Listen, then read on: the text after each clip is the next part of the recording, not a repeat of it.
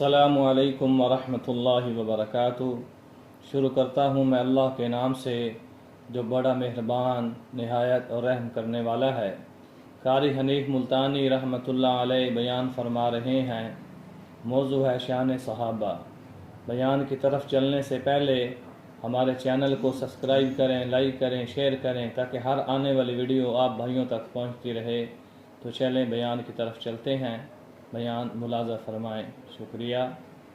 اللهم صل على محمد وعلى آل محمد كما صليت على إبراهيم وعلى آل إبراهيم إنك حميد مجيد اللهم بارك على محمد وعلى آل محمد كما باركت على إبراهيم وعلى آل إبراهيم إنك حميد مجيد۔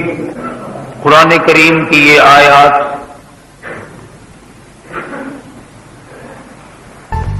سورہ توبہ 11ویں سپارے کی چند آیات ہیں۔ پروردگار عالم نے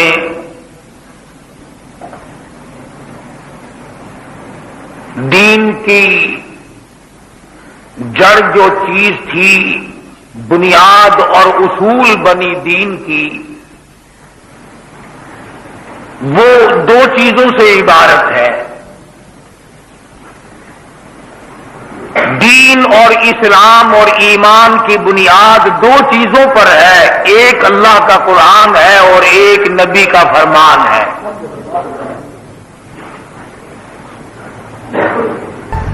دین کی بنیاد، دین کی جڑ، دین کی اساس، ایمان کی اصول کی تمام چیزوں کی بنیاد اور بیخ اور جڑ جو ہے وہ دو چیزیں ہیں، ایک اللہ کا قرآن کریم ہے اور ایک محمد عربی صلی اللہ علیہ وسلم کا فرمان ہے۔ اتنی بات تو بڑی آسان ہے، سمجھ میں آ گئی۔ خدا کا قرآن سمجھ میں آ گیا، نبی کا فرمان سمجھ میں آ گیا، دین کی جڑ اور بنیاد یہ چیزیں ہیں۔ ان سے ہٹ کر جو کچھ بھی ہے وہ دین نہیں۔ اور اب تصویر کا دوسرا رخ دیکھو کہ خدا کا قرآن اور نبی کا فرمان، یہ دونوں کے دونوں چیزیں ہمیں کیسے معلوم ہوئی کہ یہ اللہ کا قرآن ہے؟ ہمیں کیسے پتا چلا کہ نبی نے یوں فرمایا تھا؟ نہ جبریل کو تم نے دیکھا، نہ ہم نے دیکھا، نہ حضور اکرم صلی اللہ علیہ وسلم کا تم نے دیدار کیا، نہ ہم نے زیارت کی۔ ہمارے سامنے قرآن نہیں اترا، ہمارے سامنے نبی نے حکم کوئی نہیں فرمایا، اس لیے کہ نہ ہم تھے، نہ ہمارے باپ دادا تھے، ہم میں سے کوئی تھا ہی نہیں۔ اب ایک سوال پیدا ہوتا ہے کہ یہ اللہ کا قرآن اور یہ نبی کا فرمان جو اسلام کی بنیاد ہے، یہ دونوں چیزیں ہمیں پہنچائی کس نے؟ بادشاہوں نے نہیں، وزیروں نے نہیں، سفیروں نے نہیں، امیروں نے نہیں، دولت مندوں نے نہیں، قانون دانوں نے نہیں، ججوں نے نہیں، بلکہ مدنی کریم صلی اللہ علیہ وسلم کے یاروں نے پہنچائی۔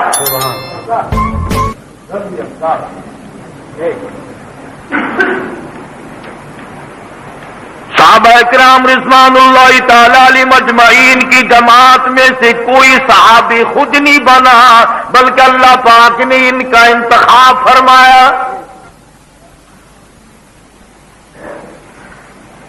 نبی کا صحابی خود کوئی بھی نہیں بنا، کوئی صحابیات میں سے، کوئی صحابہ کرام میں سے از خود نہیں بنا، اپنے نبی کے لیے معاون، مددگار، جانثار، وفادار اچھے چن کر کے یار اللہ پاک نے اپنے محبوب کو دیے۔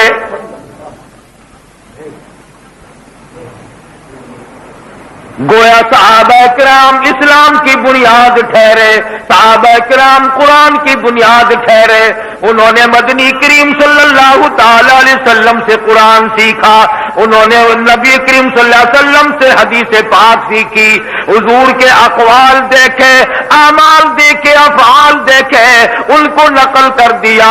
آج اس امت کو اسلام ملا تو صحابہ کرام کی وجہ سے، کلمہ ملا صحابہ کرام کی وجہ سے، نماز جنازہ ملی صحابہ کرام کے واسطے سے، 5 وقتوں کی اذان ملی، تہجد ملی، اشراق ملی، زکوٰۃ ملی، رمضان کے روزے ملے، نکاح ملا، عید کی نماز ملی، یعنی تمام کا تمام اسلام صحابہ کرام کے واسطے سے ملا۔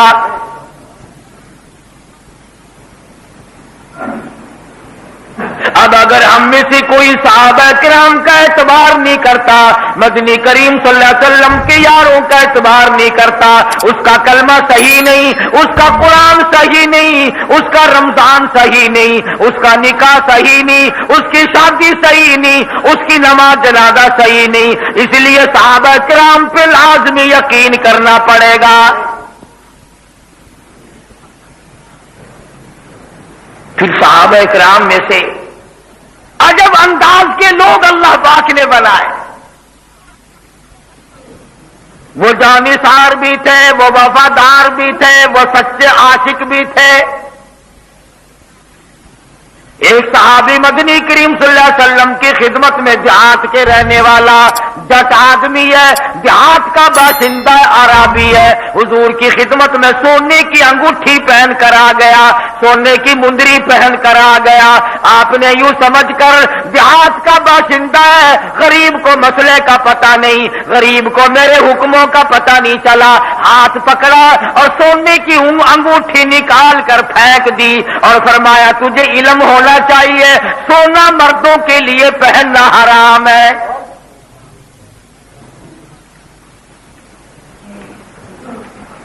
اب حضور اکرم صلی اللہ علیہ وسلم تشریف لے گئے، انگوٹھی پڑی ہے سونے کی،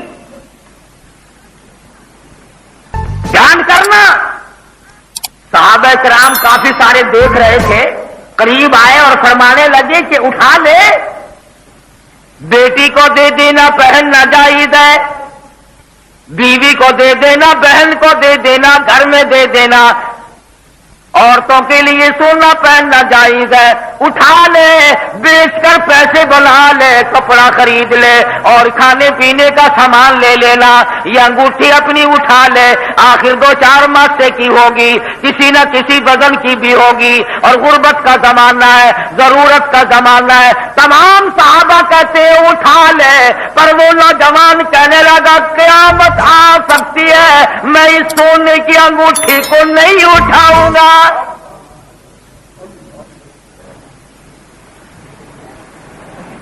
کیوں؟ کہتا ہے جس سونے کو میرے آقا نے پھینک دیا میں اٹھا لوں، میری غلامی کس کام کی؟ چاہے میں پہننے کے لیے نہ اٹھاؤں، چاہے میں استعمال کرنے کے لیے نہ اٹھاؤں، آخر میرے آقا نے پھینک دیا ہو میں اٹھاؤں تو پھر میری غلامی کس بات کی؟ حالانکہ مسئلے کی بات تھی، صحابہ کرام نے مشورہ صحیح دیا، بات صحیح بتا دی، جو اس کے لیے اچھی تھی، کام کی بات تھی کہ اس کو بیچ سکتے ہو، خرید سکتے ہو، عورتوں کو پہنا سکتے ہو، اور کچھ زیور بنوا سکتے ہو، پیسے بنا سکتے ہو، کھانے پینے کا ساز و سامان خرید سکتے ہو، اس کا تقاضا یہ ہے۔ کہنے لگا میں تو اس اٹھانا تو درکنار رہا، آنکھ سے بھی دیکھنے کو تیار نہیں۔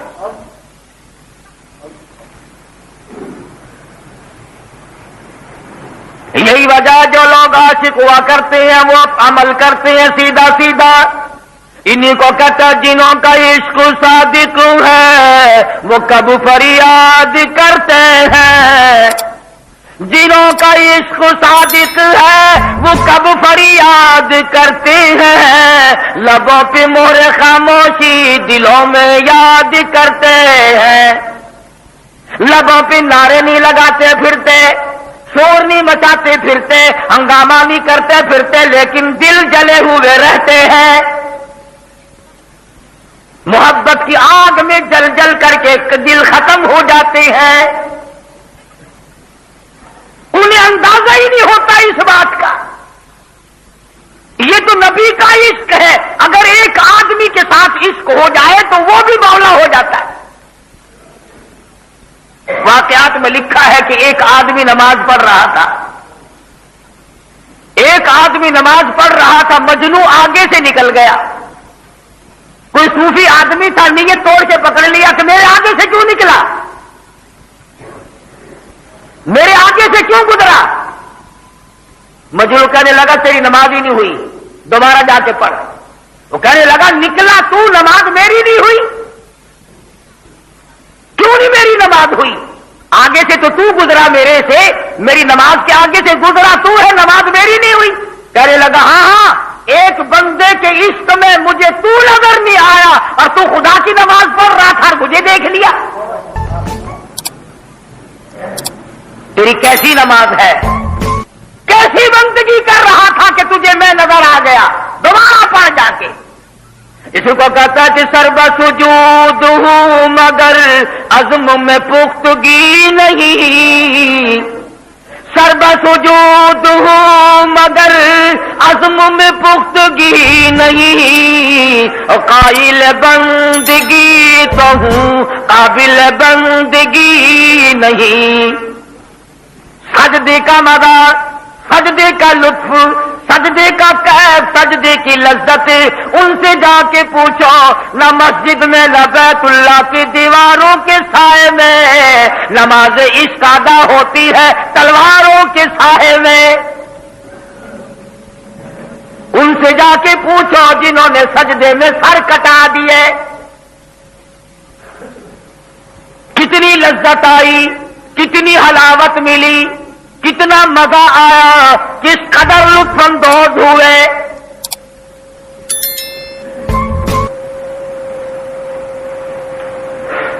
مجنوں کو کسی نے دیکھا زمین میں بیٹھا ہوا لکیریں نکال رہا ہے، انگلی سے کچھ لکھتا ہے، پھر لکھتا ہے، پھر لکھتا ہے، جنگل میں بیٹھا ہے۔ کسی نے پوچھ لیا کیا لکھ رہا ہے؟ کہنے لگا گفت نقش نام لیلا می رقم، گفت نقش نام لیلا می رقم، خاطر خود را تسلی میں دہم، کسی کا نام لکھ لکھ کر دیکھتا ہوں، دل کو تسلی دے لیتا ہوں۔ عشق گویا ایسی چیز ہے، اس کے نام لکھ، جس سے عشق ہو جائے، جس سے محبت ہو جائے، اس کا نام لکھنے میں بھی مزہ آتا ہے، زبان پر نام لینے میں بھی مزہ آتا ہے، کانوں سے سننے میں بھی مزہ آتا ہے۔ یہ تمام کے تمام مدارج عشق صحابہ کرام نے سارے طے کر دیے۔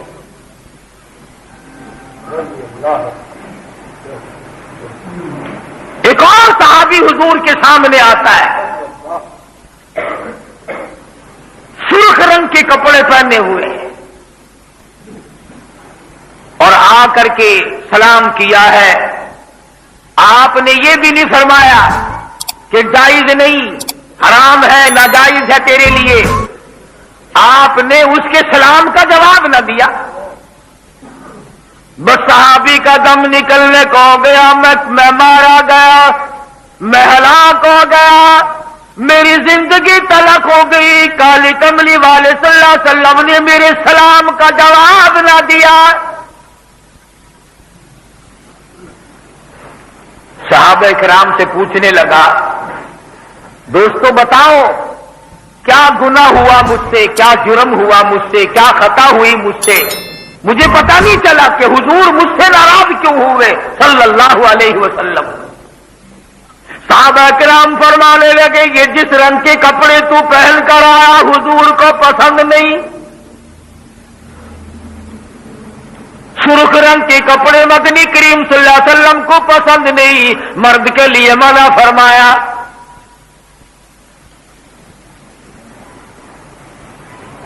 گھر گیا، کپڑے اتارے، آج کل کا زمانہ نہیں تھا کہ 20-20 سوٹ گھر میں رکھے ہوئے ہیں، غربت کا زمانہ، افلاس کا زمانہ ہے، تنگ دستی کا زمانہ ہے، مصیبت کا زمانہ ہے، اسلام غریب لوگوں میں ہے، غربت اسلام میں موجود ہے۔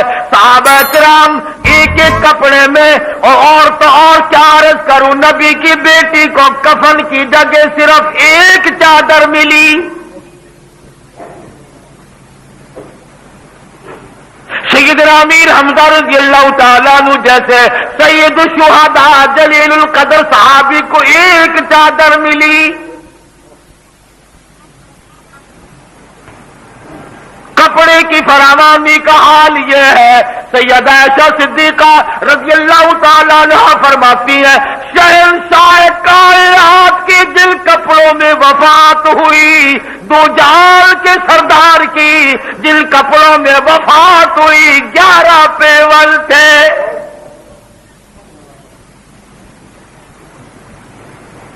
تنگدستی ہے، غربت ہے۔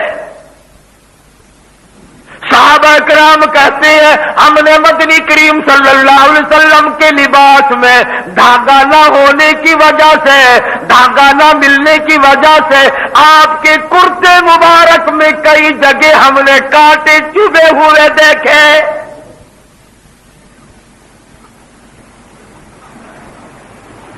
عائشہ صدیقہ رضی اللہ تعالیٰ عنہ فرماتی ہے، سیدہ ام سلمہ اور سیدہ ام حبیبہ رضی اللہ تعالیٰ عنہ اجمعین یہ شہزادیاں ہیں، نبی کی گھر والی ہیں، بادشاہوں کی بیٹیاں ہیں۔ حضرت عائشہ صدیقہ فرماتی ہیں ایک ایک سال میں موٹے کپڑے کا پورے سال میں ایک جوڑا رہتا تھا۔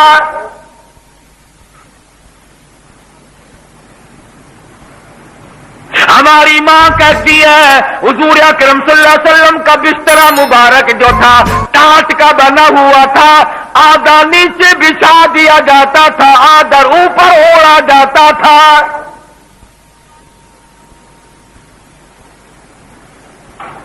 کپڑے کی تنگی تھی، پریشانی تھی، مگر عشق کا معاملہ یہ ہے، صحابی گھر گیا کپڑے اتارے، بیٹی کو نہ دیے، بہن کو نہ دیے، گھر والی کو کپڑے نہ دیے، یا تم کپڑے پہن لو تمہارے کام کے ہیں، بلکہ کپڑے اتار کر تندور میں آگ جل رہی تھی جلا کر خاک کر دیے، اور دوسرے کپڑے پہن کر آیا، حضور صلی اللہ علیہ وسلم کی خدمت میں حاضر ہوا۔ اس صحابی نے سلام کیا، حضور نے جواب دیا، حضور مسکرانے لگے۔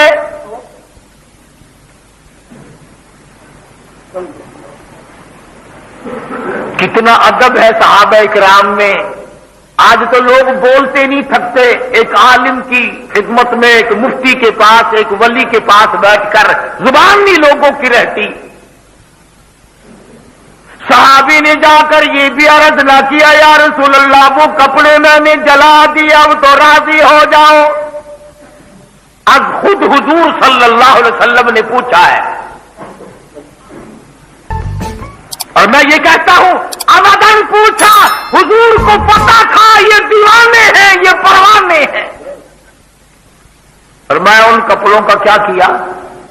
وہ جو سرخ رنگ کے کپڑے تھے ان کو کیا کیا؟ جب حضور نے پوچھا تو کہنے لگا یا رسول اللہ میں نے تو وہ جلا دیے، میں نے تو وہ کپڑے آگ میں جلا دیے۔ بات اگلی ہے سننے کی۔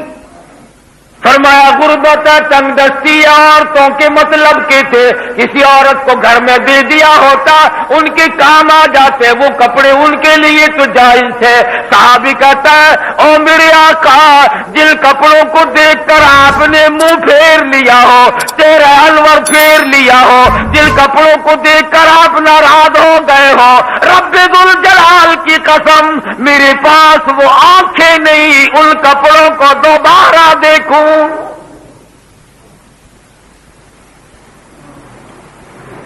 میں ان کپڑوں کو دوبارہ کیسے دیکھ لیتا؟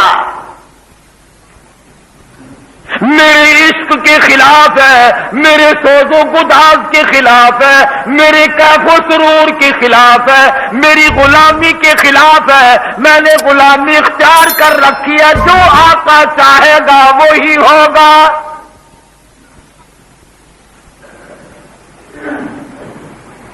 حضور اکرم صلی اللہ علیہ وسلم سفر میں تشریف لے جا رہے ہیں، قافلہ چل رہا ہے، راستے میں شام ہوئی، نماز کا وقت قریب آیا، بستی کے بچے بھی قافلے کو دیکھ کر آ گئے۔ بستی کافروں کی ہے، گاؤں کافروں کا ہے۔ حضور صلی اللہ علیہ وسلم نے صحابی کو حکم دیا اذان پڑھ، نماز پڑھیں گے اذان دے۔ صحابی اذان دینے لگا۔ بچوں کی عادت ہوتی ہے نقل کرنے کی، بچوں کی عادت ہوتی ہے نقل کرنے کی۔ ابو محذورہ ایک لڑکا ہے، کئی لڑکے اور بھی ہیں، یہ تھوڑا سا بڑا ہے ان میں۔ ادھر صحابی کہنے لگا اللہ اکبر اللہ اکبر۔ اس لڑکے نے بھی یوں ہی کانوں میں انگلی دے کر قبلے کی طرف منہ کر کے، اور اس نے بھی یوں ہی کہا اللہ اکبر اللہ اکبر۔ حالانکہ اس کا عقیدہ نہیں، ابھی کافر ہے، کافر کا بیٹا ہے، مگر یوں ہی شرارتاً کھیل کود کے بیچ میں یہ بات بھی چلو آ گئی۔ عموماً بچوں کی عادت نقل کرنے کی ہوتی ہے۔ جب صحابی نے کہا اشہد ان لا الہ الا اللہ، ابو محذورہ لڑکا تھا، کہنے لگا اشہد ان لا الہ الا اللہ۔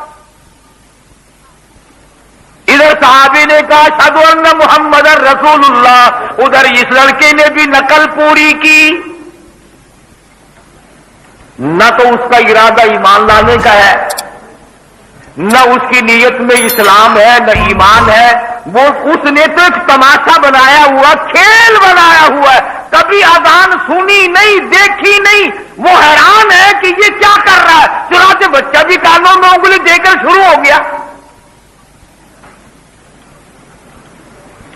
جب اذان ختم ہوئی تو حضور صلی اللہ علیہ وسلم نے فرمایا اس لڑکے کو پکڑ کے یہاں لاؤ۔ صحابہ کرام نے اسے جا پکڑا۔ اب وہ دوڑتا تو دوڑ سکتا تھا، مگر جانتا تھا یہ بڑے بڑے آدمی ہیں، مجھے بھاگے ہوئے کو یہ جانے تو دیں گے نہیں، مسافر ہیں، کوئی قافلہ ہے، چلو مجھے کون سے یہ ماریں گے۔ صحابہ کرام پکڑ کر ابو محذورہ بچے کو، لڑکے کو حضور اکرم صدقہ جو صلی اللہ علیہ وسلم کی خدمت میں لے آئے صحابی، اور آپ نے فرمایا کیا کہہ رہا تھا تو، کیا نقل کر رہا تھا؟ اگر آج ہم اپنے بچوں کو اذان نماز کی تعلیم دیں، تربیت کریں، کوشش کریں تو کچھ تو دل پہ بات اثر کرے گی۔ اور جب تم اپنے بچوں کو اور بچیوں کو کنجریوں کے بدماش عورتوں کے گانے سناؤ گے تو ان کے دلوں پہ بدماشی پڑے گی، نیکی نہیں پڑے گی۔ قصور ہمارا ہے، نسل کا نہیں۔ اگر ہم سیدھے ہو جائیں تو نسل بھی سیدھی ہو سکتی ہے۔ ہم بڑے سیدھے ہونے کو تیار نہیں۔ ہزاروں راستے نکال رکھے ان بڑوں نے۔ 60 سال کی عمر ہوگی، 70 سال کی عمر ہوگی، آج تک قبر کی تیاری کا فکر نہیں۔ کبھی دماغ میں یہ بات بھول سے بھی نہیں ٹکرائی، تیری تیاری ہے، تو قبر کے کنارے پہنچا ہوا ہے۔ سوچ تک نہیں یہ بات۔ اسی کو مجذوب کہتا ہے چند روزہ ہے یہ دنیا کی بہار، چند روزہ ہے یہ دنیا کی بہار، دل لگا غافل اس سے زینہار۔ ہوشیار اے محو غفلت ہوشیار، کیا یہی ہے زندگانی کا چار؟ یوں ہی کیا کرتے ہیں آدمی۔ ابو محذورہ جو بعد میں صحابی بنا حضور اکرم صلی اللہ علیہ وسلم کے پاس بیٹھا ہے اور آپ صلی اللہ علیہ وسلم نے فرمایا کیا کہہ رہا تھا ذرا مجھے بھی سنا.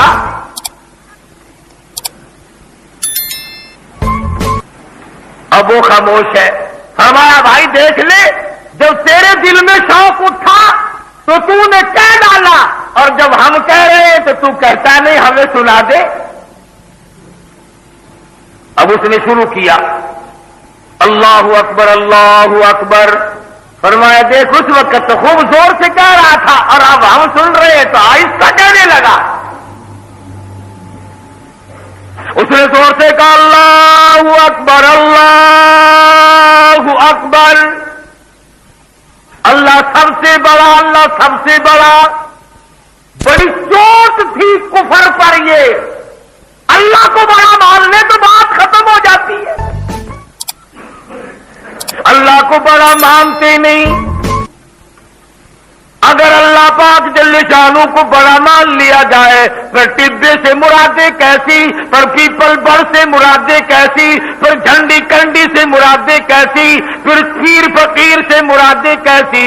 اگر اللہ کو بڑا مان لیا جائے اللہ پاک نے تو اعلان کر دیا تبارک الذی بیدہ الملک. او لوگو ملک میرا راج میرا برکتیں میرے پاس ہے.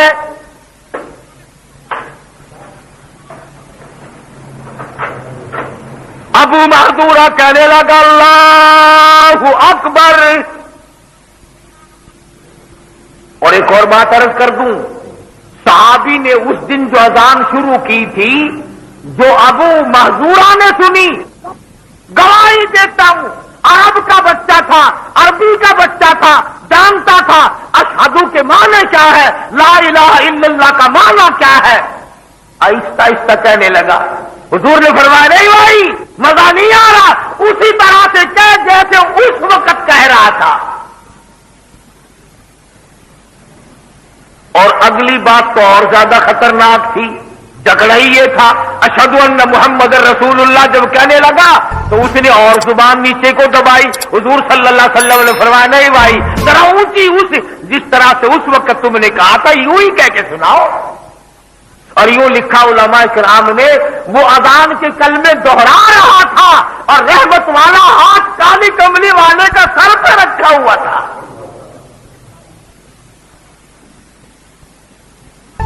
جب اذان کے کلمے پورے کہہ چکا, اس زمانے کی اذان حضور کی سکھائی ہوئی اذان, صحابہ کرام کی دی ہوئی اذان, بلال کی اذان, ابو محذورہ کی اذان, عبداللہ بن ام مکتوم کی اذان, سارے صحابہ کی اذان اللہ اکبر سے شروع ہوتی تھی. اور اب 15-20 سال سے جہاں سے شروع ہو رہی ہے تمہیں پتہ ہی ہے. پھر دونوں باتوں میں سے ایک ضرور ہے, نعوذ باللہ یا اس وقت حضور کے سامنے اذان صحیح نہیں تھی یا پھر اب کی اذان صحیح نہیں تھی. دونوں باتیں نہیں ہو سکتی. جب تک لاؤڈ اسپیکر نہیں لگے تھے اس وقت تک کہاں تھا یہ اذان سے پہلے کا سلام. اور آج ابھی جس دن بجلی نہیں ہوتی اس دن سلام کدھر جاتا ہے. ابو محذورہ رضی اللہ تعالیٰ عنہ جب اٹھ کے جانے لگا, لڑکا تھا, حضور صلی اللہ علیہ وسلم نے کھیل لی, اس کو پیسوں کی پکڑا دی. اسلام ایمان کی ابھی کوئی بات نہیں. یہ تو ایک بچے کے ساتھ دل لگی تھی, بچے سے حضور صلی اللہ علیہ وسلم نے کہلوایا. یعنی ثابت یہ ہوا کہ حضور اکرم صلی اللہ علیہ وسلم بچوں کو کوشش کرتے تھے کہ اذان سیکھ جائیں. ابھی ایمان اور اسلام کی کوئی بات نہیں. امی جان ایک قافلہ آیا تھا, ان میں سے کانوں میں انگلی دی اور اس نے یہ کلمے کہے, پھر میں نے نقل کر دی. پھر ان کا ایک سردار تھا, اس نے مجھے پکڑوا کے اپنے پاس بٹھا لیا. پھر اس نے مجھے یہ کلمے کہلوائے. جب میں نے یہ کلمے پورے کر دیے تو اس نے مجھے یہ پیسے دے دیے. اب اماں کافرہ تھی، مشرکہ تھی، کہنے لگی بیٹا یہ لفظ ہمارے کہنے سے نہیں ہے، اشہد ان لا الہ الا اللہ ہم کیوں کہے، ہم تو اوروں کو بھی مانتے ہیں نا، اشہد ان محمد رسول اللہ ہم نہیں مانتے، تم نے کیوں کہا؟ علماء کرام نے لکھا کتابوں میں موجود ہے، وہ پیسوں کی تھیلی اپنی ماں کو پکڑا دی اور جا کے مدنی کریم صلی اللہ علیہ وسلم کی خدمت میں پھر حاضر ہو گیا، عرض کرنے لگا یا رسول اللہ اس وقت تو کلمے آپ نے کہلوائے تھے، میں نے کہے تھے، اب میں آپ کے سامنے دل کا ارادہ لے کے آیا ہوں، میری ماں کی میں نہیں مانتا، میری ماں کا عقیدہ غلط ہے، میرے باپ کا عقیدہ غلط ہے، میرے خاندان کا عقیدہ غلط ہے، اور کالی کملی والے ہیں، مجھے کلمہ پڑھاؤ۔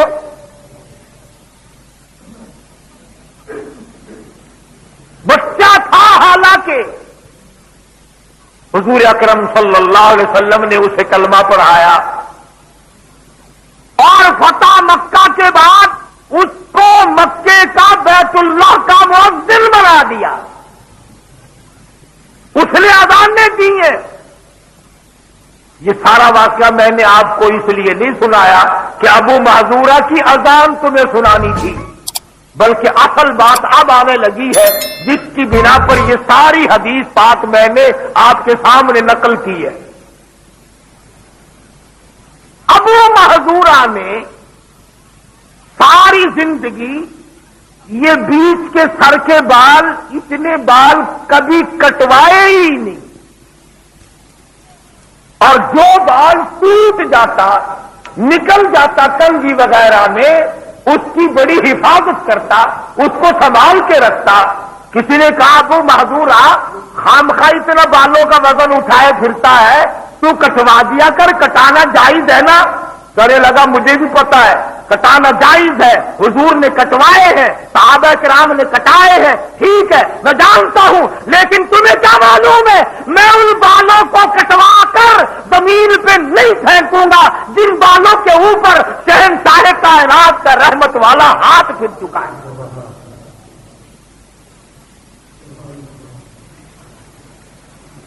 پوچھا گیا تیرے سر پہ کب ہاتھ پھیرا تھا؟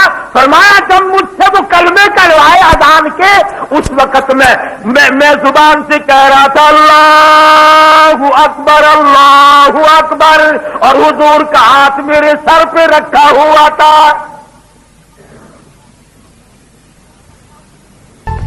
انہوں نے ان بالوں کی بھی حفاظت کی جو حضور صلی اللہ علیہ وسلم کے ہاتھ مبارک کے نیچے آ گئے۔ آج تم اس قرآن کو نہیں مانتے جس قرآن کو نبی پاک صلی اللہ علیہ وسلم نے ساری عمر پڑھا، اللہ سے لے کر تمہیں دیا، اور فرمایا او لوگوں یہ امانت میری تمہارے حوالے ہے، قیامت میں یہ امانت تم سے واپس لے لوں گا۔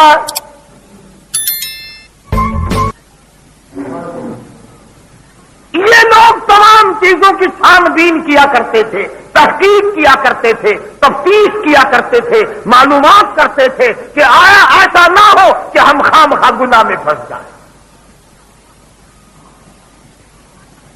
عبداللہ ابن عباس رضی اللہ تعالی عنہما بڑے جلیل القدر صحابی ہیں، بہت اونچے درجے کے عالموں میں، صحابہ کرام میں جو بڑے بڑے عالم اور مفتی شمار ہوتے تھے، عبداللہ بن عباس کا شمار ان لوگوں میں ہوتا ہے، اور حضور کے رشتہ دار بھی ہیں، چچا زاد بھائی ہیں۔ حضرت عباس حضور اکرم صلی اللہ علیہ وسلم کے سگے چچا ہیں، اور حضرت عبداللہ حضرت عباس کے بیٹے ہیں، گویا چچا زاد بھائی ہوئے حضور کے، رشتہ بھی ہے، صحابی بھی ہے، عالم فاضل ہیں۔ کچھ آدمی آئے حضرت عبداللہ بن عباس رضی اللہ تعالیٰ عنہ کی خدمت میں اور کہنے لگے کہ ہم فلاں علاقے کے باشندے ہیں، توجہ کرنا بڑی کام کی بات یاد آئی ہے، بڑی قیمتی بات ہے، خدا کی قسم منبر رسول پہ بیٹھ کے تم سے وعدہ کرتا ہوں، اللہ اور اس کے رسول کے اوپر یقین کرتے ہوئے میری کوئی ہستی نہیں،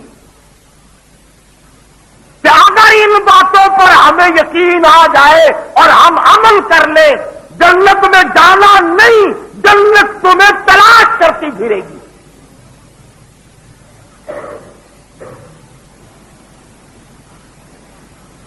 کچھ آدمی آئے، حضرت عبداللہ بن عباس فرماتے ہیں میرے پاس کچھ آدمی آئے، کسی علاقے کے تھے، اور کہنے لگے آپ بڑے عالم ہیں، فاضل ہیں، اللہ والے ہیں، مفسر ہیں قرآن کے، ایک مسئلہ پوچھنا ہے۔ فرمایا پوچھو کیا مسئلہ ہے، جان کرنا۔ کہنے لگے ہم اتنے آدمی حج کے ارادے سے جا رہے ہیں۔ اس زمانے میں ریل، موٹر، ہوائی جہاز، گاڑیاں، مشینری، پٹرول، ڈیزل کہاں تھے؟ یا پیدل تھا یا اونٹ گھوڑا تھا بس۔ کہتے ہیں کہ ایک قافلہ چلتے چلتے ہم میں سے ایک آدمی مر گیا، قافلے میں سے ایک آدمی فوت ہو گیا، انتقال کر گیا۔ اب دنیا کا قاعدہ یہ ہے کہ قافلے والے اٹھائے اٹھائے تھوڑے ہی پھرتے ہیں، ملک بھی دوسرا تھا، علاقہ بھی دوسرا تھا، پھر اٹھا کر لے کہاں جائے، مرے ہوئے کو کون اٹھائے پھرے؟ مسئلہ پوچھنے والے کہتے ہیں کہ ہم نے اس کو دفن کرنے کے لیے قبر کھودی، ہم نے اس آدمی کے لیے قبر کھودنی شروع کی، قبر کھودی جو قافلے میں سے مر گیا تھا، اور قافلہ بھی حاجیوں کا حج کو جا رہے تھے۔ مسئلہ پوچھنے والے کہتے ہیں کہ ہم نے جب قبر کھودی اور لحد ہم اکھاڑنے لگے تو اتنا بڑا کالا سانپ نکلا کہ پوری قبر اس نے گھیر رکھی، بہت بڑا سانپ۔ ہم نے اس قبر کو وہیں بند کر دیا اور دوسری جگہ کافی فاصلہ دے کر ہم نے پھر اور قبر کھودی۔ پھر کہتا جب کافی گہری قبر کھد چکی، جب لحد ہم نکالنے لگے وہاں پھر کالا سانپ ہے اتنا بڑے، پوری قبر جتنی لمبائی کا سانپ ہے۔ کہتے ہم خدا سے پناہ کر کے وہاں سے بھی بھاگ گئے۔ پھر ہم بہت دور جا کر تیسری جگہ ہم نے قبر کھودی، اور جب لحد اکھاڑنے لگے تو تیسری جگہ بھی ایسا ہی شکل کا کالے رنگ کا بہت بڑی اژدہا ہمیں وہاں بھی ملی۔ اب ہم اس میت کا کیا کریں؟ ایک جگہ قبر نکالی وہاں سانپ، دوسری جگہ قبر نکالی وہاں سانپ، تیسری جگہ قبر نکالی وہاں سانپ۔ اب ہم اس میت کو کہاں اٹھا کر لے جائیں، کیا کریں؟ اے مسلمان ہے ہمارا ساتھی، آپ عالم ہیں، نبی کے چچا کے بیٹے ہیں، مفسر ہیں، عبداللہ بن عباس ہے، دلیر القدر صحابی ہے، آپ مسئلہ بتائیں۔ اب ہم کیا کریں؟ دریا میں پھینکیں، درخت پہ لٹکا دیں، سر پہ اٹھائے پھرے، اب ہم اس کو لے کہاں جائیں؟ حضرت عبداللہ بن عباس رضی اللہ تعالیٰ عنہما فرمانے لگے اس سانپ سے تم اس کو بچا نہیں سکتے، یہ دنیا کا سانپ نہیں، یہ آخرت کا سانپ ہے۔ اس اژدہا سے تم اس کو ہرگز نہیں بچا سکتے، اس کالے سانپ سے تم اس کو نہیں بچا سکتے، اگر 100 جگہ قبر نکالو گے یہ وہی ملے گا، نہیں بچا سکتے، تم وہی دفن کرو جہاں تم نے قبر نکالی ہے۔ چنانچہ انہوں نے ویسے بھی گھبرائے ہوئے کہ میت بھی جب تک سانس آ رہے ہیں، کسی کا ابا، کسی کی اماں، کسی کی بیگم، کسی کا بیٹا، کسی کا لفظ جگر، کسی کا نور نظر، کسی کی بہن، کسی کا بھائی، اور جب دم نکل جائے تو کسی کا کچھ بھی۔ پھر تو آخر قبر ہی کی جلدی، اس میں جلدی کروائی۔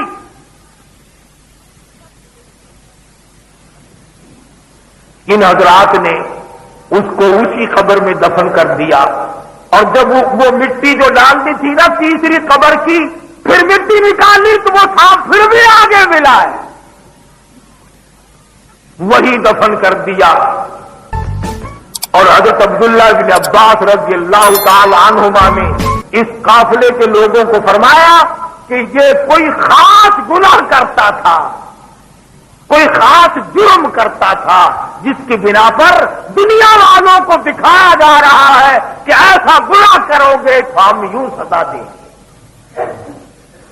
اور حضرت عبداللہ بن عباس نے یوں فرمایا، سمجھ میں آ رہی ہے بات؟ حضرت عبداللہ بن عباس رضی اللہ تعالیٰ عنہما نے یہ فرمایا کہ جب تم گھر جاؤ اس کے رشتہ داروں سے، خاندان والوں سے اس کا جرم پوچھ کر مجھے بھی خبر دینا، بتانا۔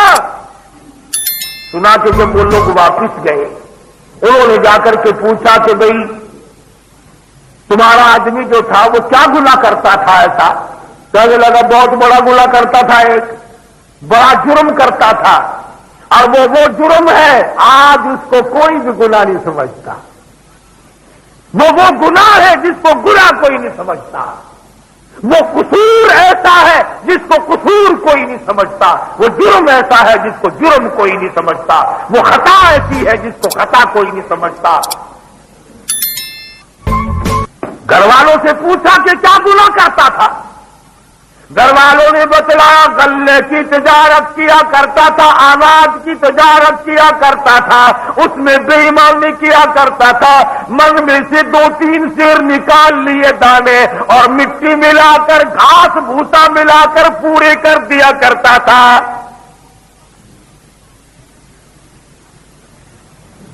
ہم میں سے نہیں کرتے، یہ چھچے حج کر رکھے آرتیوں نے مزدوروں کو نہیں کہتے کہ دڑا مارو، دڑا کرو، اچھے ماڑے چاول ملا کر دڑا کرو، اچھی ماڑی کڑک ملا کر کے دڑا کر دو،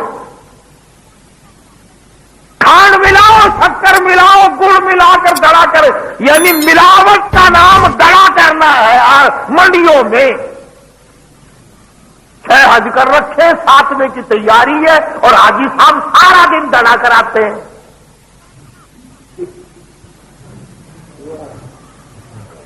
اندازہ لگا کیا بنا تیرے حج کا اور کیا بنا تیری اسلامی چیزوں کا، مگر غم کوئی نہیں، فکر کوئی نہیں، گناہ کوئی نہیں سمجھتا۔ کریانے والے بھی خوب ڈرا کرتے ہیں، کاروبار میں ملاوٹ کرتے ہیں، دودھ میں پانی ملانے والے تو بالکل نہیں کرتے انشاءاللہ، نیک لوگ ہیں، بالکل نہیں کرتے۔ یہ سڑکوں پہ جتنے نلکے لگے ہوئے ہیں نا، ان نلکوں سے پوچھو کہ تمہارا پانی جاتا کہاں ہے؟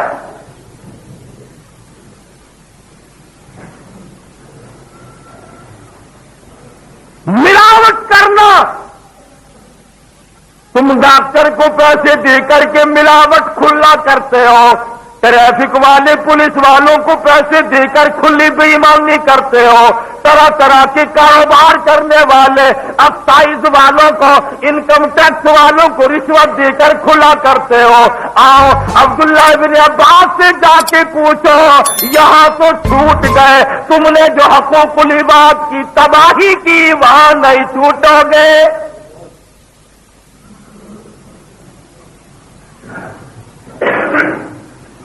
ہر کاروبار کرنے والا سوچ لے، حدیث میں نے نقل کی ہے، گپ نہیں ہے۔ چنانچہ گھر والوں نے بتلا دیا کہ یہ جرم کیا کرتا تھا، پھر ابن عباس کو خبر دی گئی کہ اس آدمی کا یہ گناہ تھا۔ اور ایک دن بازار سے محمد عربی سبقت صلی اللہ علیہ وسلم گزر رہے ہیں، تشریف لے جا رہے ہیں، گندم کا ڈھیر لگا ہوا ہے۔ آج کل تو ماحول ہی بڑا عجیب ہے، گندم کی کیا بات، سبزی لے لو، فروٹ لے لو، پوری ٹوکری میں جو 4-5 دانے اچھے ہوں گے وہ اوپر رکھے ہوئے ہیں، اور جب آپ کہیں گے نا کہ 1 کلو دے دو تو نیچے ہاتھ مارتا ہے. وہ کہتا ہے یہ اوپر والے دے کہ نہیں نہیں نہیں، یہ تو سارا دن میں نے دکھانے کے لیے رکھنے ہیں نا.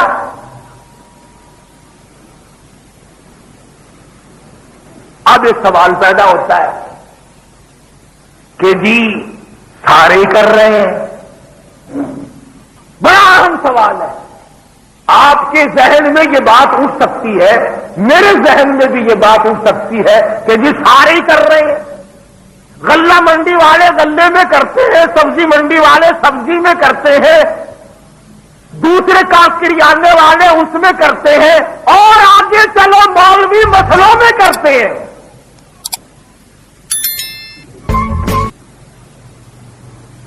مسئلے میں گڑبڑ نہ کرو. اب سوال یہ پیدا ہوتا ہے کہ جی اگر گڑبڑ نہ کریں تو مال نہیں بکتا، تو مولوی بیچارہ کیا کرے جب تک وہ گڑبڑ نہ کرے، اس کا بھی کام نہیں چلتا. تم قابو آتے ہو ایسے؟ ہزاروں روپے شادی پہ خرچ کرتے ہو، رشتے دار کھا گئے، محلہ کھا گیا، برادری کھا گئی، عزیز و اقربا کھا گئے.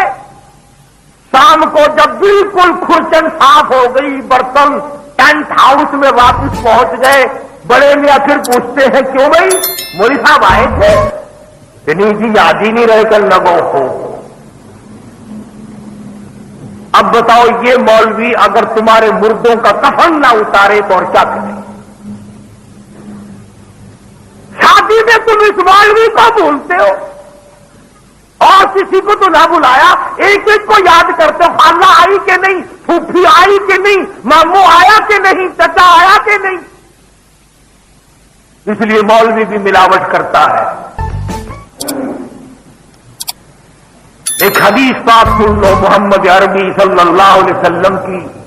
آپ نے فرمایا کہ قیامت کے دن اللہ کی عدالت میں کچھ لوگ آئیں گے جن کے منہ میں آگ کی لگام چڑھی ہوئی ہوگی.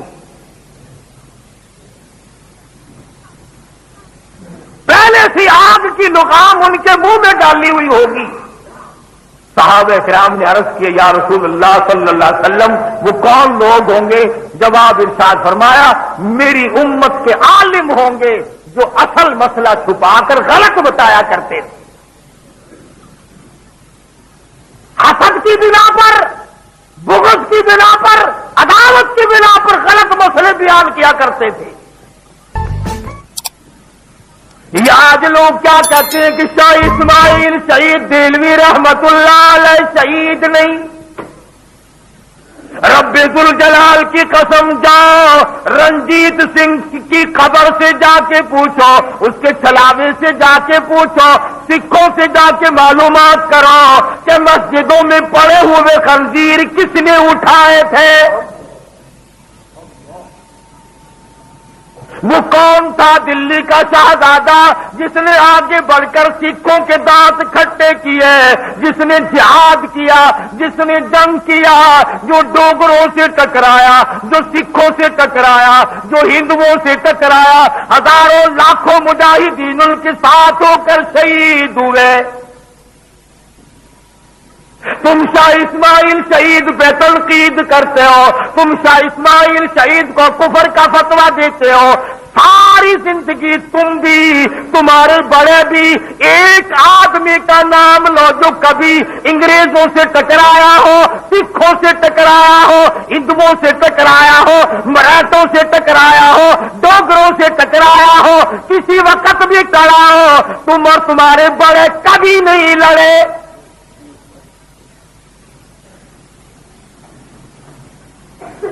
یہ میرے اکابر کو اللہ پاک نے توفیق بخشی ہے. جاؤ ملکہ وکٹوریا سے جا کے پوچھو، لارڈ ماؤنٹ بیٹن سے جا کر کے پوچھو، انگریزوں کی ملک میں جا کر کے فائل معلوم کرو، ان کی اکیڈمیوں میں جا کر دیکھو مولانا حسین احمد مدنی کون تھا، مولانا شیخ الہند کون تھے، مولانا ابوالکلام آزاد کون تھے، مولانا محمد علی جوہر کون تھے، مولانا شوکت علی جوہر کون تھے، وہاں جا کر معلوم کرو.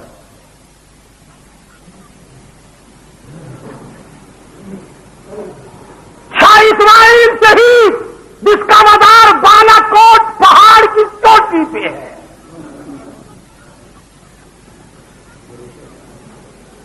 چاروں طرف 4 رنگ کا پودینہ کھڑا ہوا ہے اور وہ پودینہ الگ الگ رنگ الگ الگ خوشبو جب ہوا ٹکراتی ہے خط عطر کی شاہ کی قبر پہ بارش ہوتی ہے. حدیث پاک میں پہچان آئی ہے شہید ہونے کی کہ اس کی قبر کے چاروں طرف پودینہ ہوتا ہے. اور جا کے پوچھ او دلی کے شہزادے تجھے کیا ہوا تھا؟ تجھے گود میں کھلانے والے بڑے بڑے شہزادے شاہ ولی اللہ کا تو پوتا دلی کے رہنے والا تجھے کیا پڑی تھی یہاں آ کر ٹکرایا؟ جواب ملے گا فنا فی اللہ کی تہ میں بقا کا راز مضمر ہے. فنا فی اللہ کی تہ میں بقا کا راز مضمر ہے.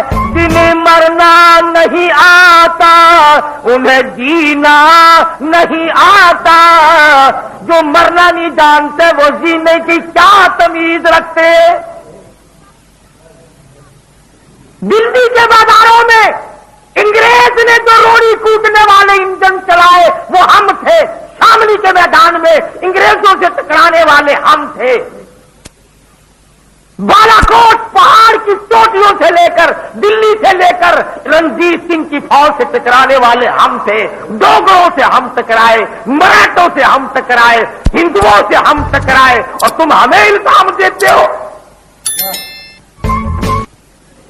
ہاں ایک چیز میں ہم تمہارا مقابلہ نہیں کر سکتے, کھیر کھانے میں حلوہ چاٹنے میں ہم تمہارا مقابلہ نہیں کر سکتے. ہم ہار مانتے ہیں. قرآن نہ تم پڑھ سکتے ہو نہ بیان کر سکتے ہو, نہ تمہارے مقدر میں ہے. نبی کا فرمان نہ تم پڑھ سکتے ہو نہ بیان کر سکتے ہو نہ عمل کر سکتے ہو ہمارے مقابلے میں. جس میدان میں ہم تمہارے مقابلے کے نہیں ہم تسلیم کرتے ہیں. تم 50 جگہ دعوت کھا سکتے ہو, ہم ایک جگہ بھی بیٹھ کر نہیں کھا سکتے.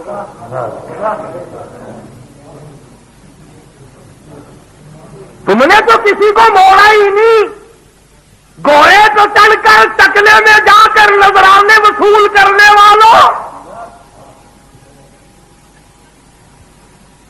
کبھی سوچا بھی ہے یہ دینے والی کون ہے؟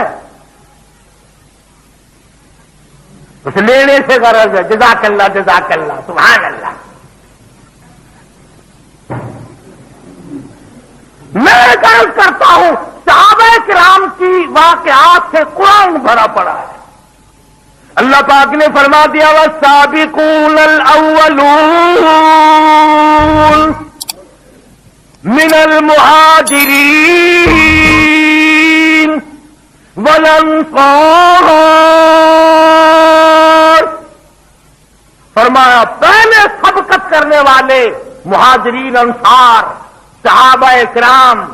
اللہ پاک فرماتے ہیں سنو ان کے بارے میں رضی اللہ عنہم ورضوا عنہ, اور میرا ان کا سودا ہو گیا.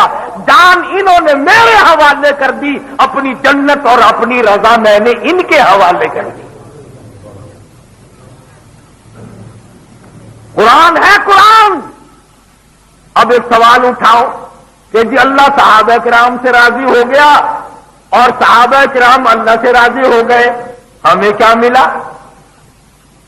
فرمایا والذین اتبعوہم, صحابہ کرام کو ماننے والے قیامت تک کے آنے والے مسلمان. اللہ کہتا میرا سب سے وعدہ ہے وَأَعَدَّ لَهُمْ جَنَّاتٍ تَجْرِي, میں نے تم سب کے لیے جنت تیار کر رکھی ہے. خالدین فیہا ابدا, جو دے کر میں واپس ہرگز نہیں لوں گا. ذالک الفوز العظیم. تو نہ معلوم گالیاں دینے میں کیا لطف آتا ہے, کیا طبیعت صاف ہوتی ہے کسی کو برا بھلا کہنے. میں عقیدے کی تردید کروں گا, نظریے کی تردید کروں گا, مجھے کیا. ہندو ہے، سکھ ہے، عیسائی ہے، یہودی ہے، کبھی اپنے بڑوں کی برائی نہیں کرتے. سکھوں نے کبھی اپنے گرو کی برائی نہیں کی، ہندوؤں نے کبھی اپنے پنڈتوں کی برائی نہیں کی. تم صحابہ کرام کی برائی کرتے ہو، تم ان اللہ والوں کی برائی کرتے ہو جنہوں نے اسلام کے لیے جنگ کیے، جہاد کیے، ہزاروں میل کے سفر کیے. میں پیچھے پیچھے ہو لیا. حضرت شاہ صاحب نے چکلے کی طرف، برے بازار کی طرف رخ کیا. مولانا عبد القیوم صاحب لکھتے ہیں ارواح ثلاثہ میں کہ جب وہ بازار قریب آیا تو میں نے راستہ روکا چاندنی چوک دلی میں اور ہاتھ جوڑ دیے، خدا کے لیے شہیدوں کی عزت کو برباد نہ کرو، کہاں چلے ہو؟ مولانا عبد القیوم کا یہ خیال نہیں تھا کہ یہ برائی کے ارادے سے چلے، جانتے تو تھے کہ چلے کسی کام سے ہے. مولانا عبد القیوم صاحب کہتے ہیں حضرت اگر کسی نے بازار سے گزرتے بھی دیکھ لیا بیڑا کرے ہو جائے گا، ناک کٹ جائے گی. خدا کی قسم اس اللہ والے نے جو اس وقت جواب دیا ہے نا، فرمایا مولانا میں نبی کی سنت کو ادا کروں گا، میں تبلیغ کروں گا، میں ان عورتوں کو برائی سے منع کروں گا. اگر کالی کملی والے کی سنت کو ادا کرتے ہوئے میری داڑھی پکڑ کر چاندنی چوک میں میرے سر سے جوتے مارے گا، میں جوتے کھاؤں گا. ان کا کئی اجلاس تھا وقوری سینین وہادل اللہ نے 4 قسمیں کھائی ہیں. او عورتوں، او خواتین، او بہنوں، لقد خلقنا الانسان فی احسن تقویم.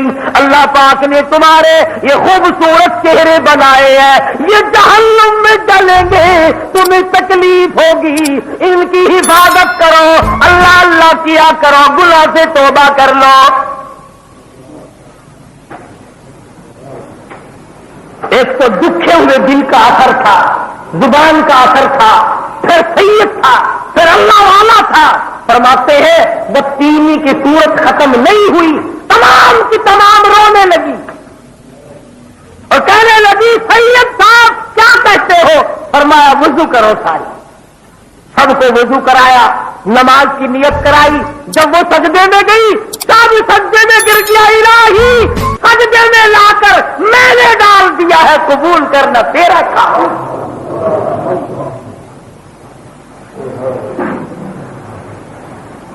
تاریخ ہے، اٹھا کر دیکھو.